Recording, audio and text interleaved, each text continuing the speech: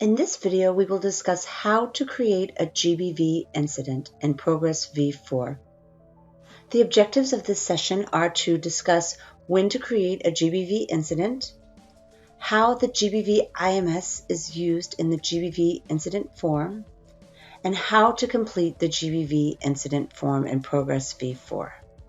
When you log into v4 and you plan on creating a GBV incident, you will start in the GBV cases. So what I would do is I would look to make sure I'm in the GBV module and GBV cases, and then I will see a list of active cases. I will then want to find the case that I am looking for and would like to add an incident to, and then I will click on that case and I would open up the case form. It is important to note that unlike child protection, most, if not all, GBV cases will include a GBV incident. It is important to note that for GBV, the incident is the source of our GBV statistics. So every incident will be counted and the types of violence that are perpetrated will be generated from the GBV incident. So thus it is very important that we document GBV incidents well and that all cases include at least one GBV incident. When I open my GBV case, I will go to Add on the ribbon and I will click on Incident. And when I click on Incident, you'll notice a new incident appears. As in all other entities of v4, you will notice prior to it being saved, my title here will say New Incident. The moment that I have saved the incident, this will be replaced by a unique incident ID. It is important to note that the incident form for the v4 GBV module has been based upon the GBVIMS. That means that we have included within this form all of the required data points that the GBVIMS collects, and it is standardized with those. Thus, you will be able to generate GBVIMS statistics from the proGres v4 GBV incident form. One GBV case can include as many GBV incident forms as necessary. So if you were to have one case that reported multiple incidents, or an individual who reported an incident and then came back at a later date to report an incident, you would be able to add as many incidents as necessary. Because again, this is how we will collect data for GBV, and thus each new incident would require us to collect the sufficient information to provide necessary services and also to be able to document the incident data for GBV statistics. First, I will look at my new incident form and we will review the sections. At the top, there are the incident details, an incident description, the comments on the incident description. There's a section for MRM, and there's also a section for MARA, which is not shown and is only available to those operations that are contributing data to the Secretary General's report. There's incident location details, perpetrator information, clinical management of rape or CMR information, so health provision. There's a section where we can overview and see if there are any existing GBV assessments. There's a GBVIMS section that is specific for operations that are using the GBVIMS. And then there's the consent section. We will now go through each of these sections in detail. When I'm completing a GBV incident for the first time, I will need to make sure prior to saving that I have fulfilled each of the fields that has a red asterisk next to it. The GBV incident form has more red asterisks than any other form due to the fact that this is where we collect our GBV incident data. Thus, it will be important prior to saving that you make sure that each of these stars is included and completed.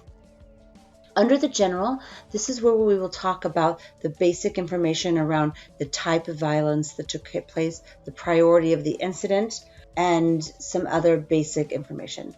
So process status is what the current status of this incident is. This will automatically generate as active. If we were to change the process status, then we would have to give it a reason, but for now we do not. The process status date will automatically change based upon once I save, it will automatically default to the current date. The incident number as well, indicated by this lock, will automatically generate once I save. So the first thing I will do when I come into the incident form is I will select the priority. Now we will say that this is going to be a high priority case. The prioritization of a case should be outlined in your case management SOPs and then duplicated in your proGres V4 GBV SOP. I'm then going to select the incident type. Now you will notice that there are two incident types and subtypes. The first thing we will do for GBV is that we will select GBV type will always be GBV or SGBV. So I'm going to just type it here, SGBV, and I'm going to press search. And you will notice that that shows up. So I will just click on that. And now it will give me my subtypes. And this you will see are the 6 types that are outlined by the GBVIMS. There's rape, there's sexual assault, there's physical assault, there is forced marriage, there's denial of resources, opportunities or services, and there's psychological and emotional abuse. So for this one, I'm going to say that this was a rape case. So for all incidents, you should select GBV, and then you would select one of those 6 types. Next, there's the incident subtype detail. I'm actually going to skip this because below you'll notice there's a larger text box that allows me to document the incident details. So for the moment, I'm going to leave this blank. Harmful traditional practices allows me to look up if there are specific harmful traditional practices that apply to this incident. What I would do is I will select on the magnifying glass and you will notice the options that show up. We have tried to align these with the most common options that appear in the GBVIMS. So for this one, I'm going to say this has to do with forced marriage to a perpetrator. Now, the next one is incident occurrence. What this is asking is whether or not the incident has already occurred. So if this person has been threatened to be raped, then I would select at risk. If the rape has already occurred, then I would select occurred. So in this incident, it has already occurred. This data point is required, but what you will find is the most frequent incidents that are at risk are going to be for those people who report a forced marriage prior to it occurring, or those reporting female genital mutilation. Next, we'll cover the incident report details. This is very similar to the admin information on the GBVIMS incident form. First, you'll see the incident report date. This is required. It defaults to today's date, but it can be changed to the actual date that the incident was reported. Next, the question is, was the survivor present at reporting? What this is requesting is, did you provide services to that survivor? We want to make sure that we are only collecting information that is in the context of service provision. So if the person was there and they received services as part of this report, I will mark yes. If it was someone related to the individual and they came and told me the information, but they did not have that individual with them, then that would be marked as no. If the person was to come back, the actual survivor, then you can change this to yes at that time.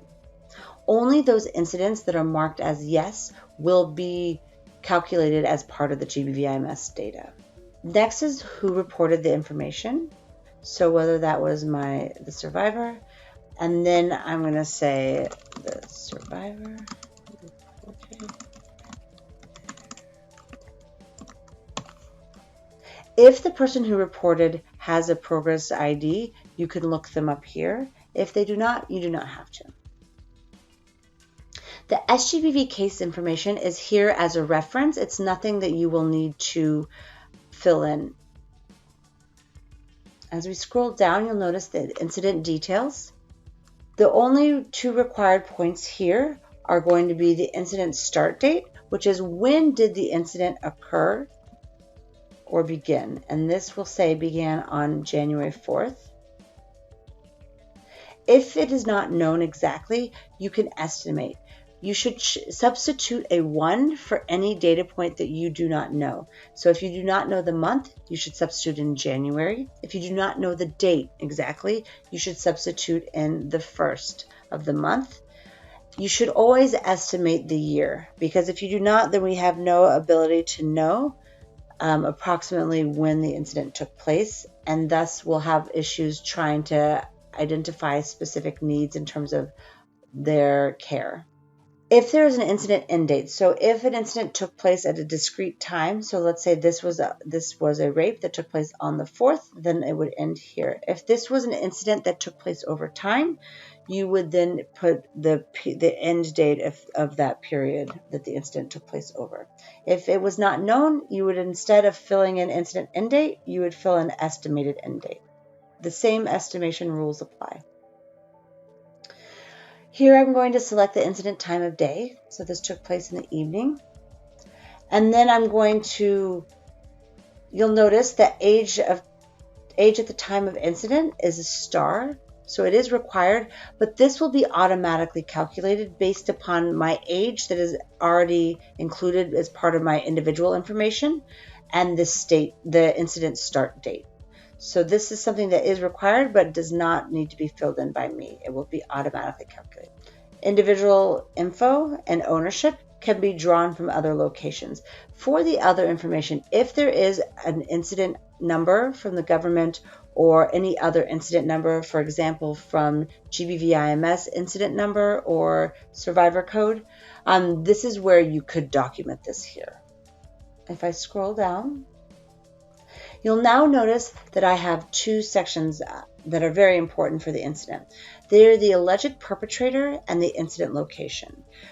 Each incident that is created is required to have at least one alleged perpetrator associated with it and at least one incident location.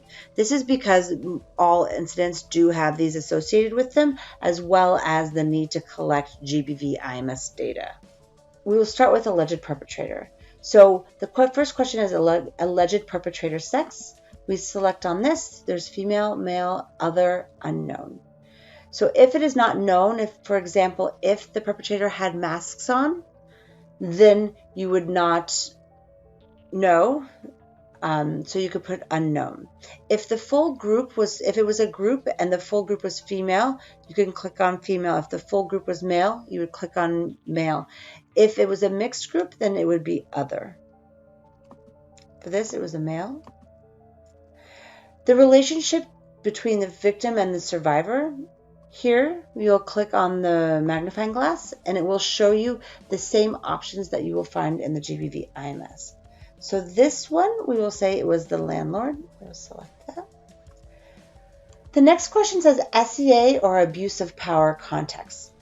What this is trying to determine is if the relationship between the individual and the perpetrator could constitute a case of SEA.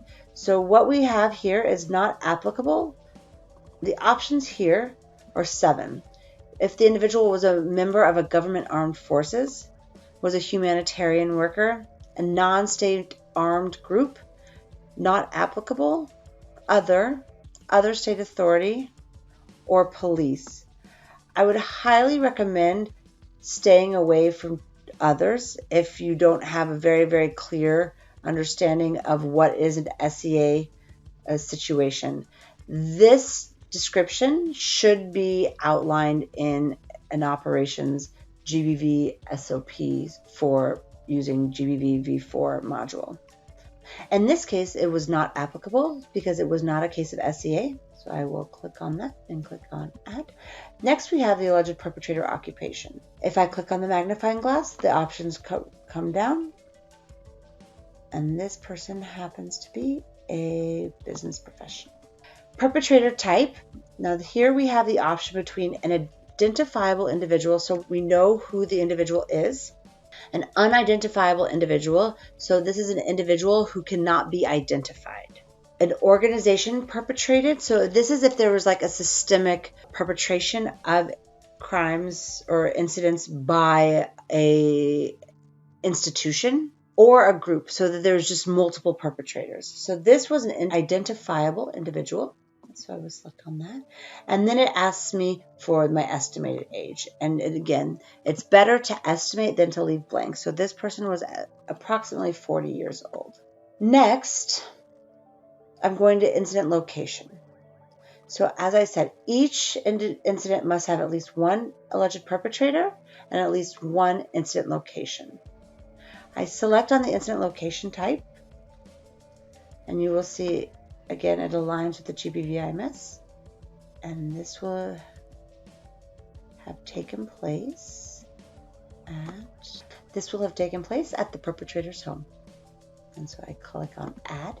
After I will have saved, the option to add additional perpetrators or additional incident locations will appear. So if there were multiple alleged perpetrators or if there were multiple incident locations, you will be able to add multiple of those for each incident. Next is the incident description. In the incident description box, you will type out the history of the incident in the voice of the survivor. For example, last week I came home one day and our landlord was in the house. He told me to go to his house to get something for my mother. You'll notice that this is in the voice of the survivor and is very descriptive of exactly the incident and from their perspective. The box has formatting if you need any bolding, underlining, indentation, bullet.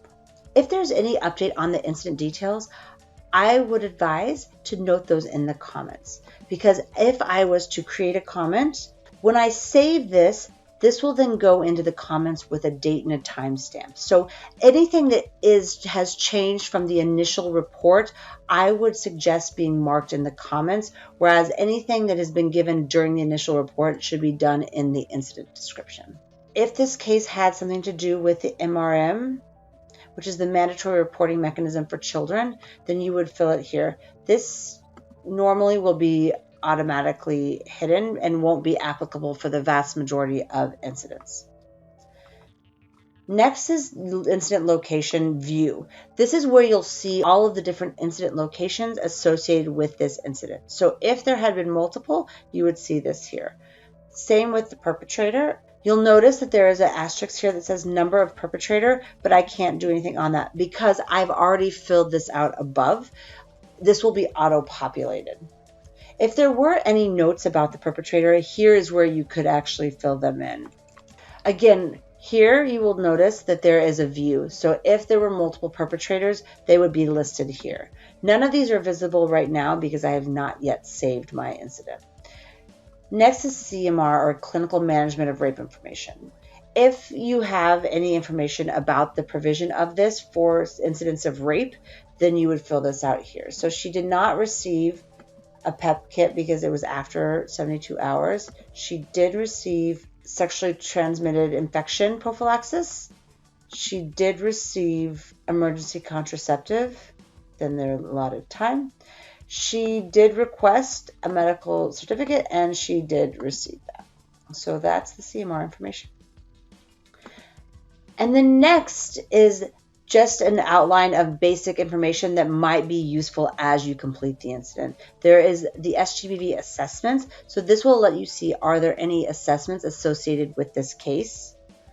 This will let you see if this individual has any other incidents. As we said, a case can have multiple incidents. If there had been any counseling, any interventions that have taken place, or any referrals that have already been done will also be listed here as background. Next is the GBVIMS section. This should be completed only if you are in a GBVIMS operation. So the first question is required by all. So is this a GBVIMS operation? If not, then no, and none of these are really required. If it is, then you'll notice multiple asterisks are added because this is the key information that is required to generate GBVIMS statistics. Here you can document the GBVIMS incident ID. There's the question about type of abduction at the time of incident. So was the individual abducted, forced conscription, trafficked, kidnapping, other? This is no. The stage of displacement at the time of incident. So was the individual displaced when this incident occurred? And this is during her refuge. She was a refugee at this point. The exchange of money, goods, or benefits. There was not. Was this incident reported elsewhere? So this is important for the GBVIMS. And no, this is the first place. If it's yes, the question is whether or not it was a GBVIMS organization who it was reported to. So if it was a GBVIMS organization, you would mark yes, GBVIMS organization. If no, you would write yes, she did report, but it was not a GBVIMS organization. You can then write details, but for me, there was none because she did not previously report. There's the question about, has she had a previous incident of GBV? Nope, this is her first. And did she provide consent to include the GBV, to include her information in GBVIMS statistics?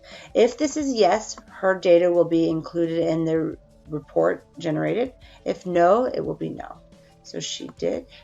And last but not least is the consent. Did the individual get counseling on consent? At the beginning of the session, we would ask them about if they are okay with the case management process.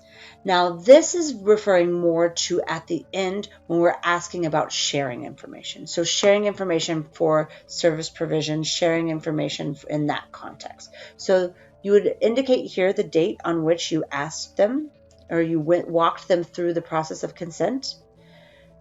Here you're going to indicate if they agreed to share or not.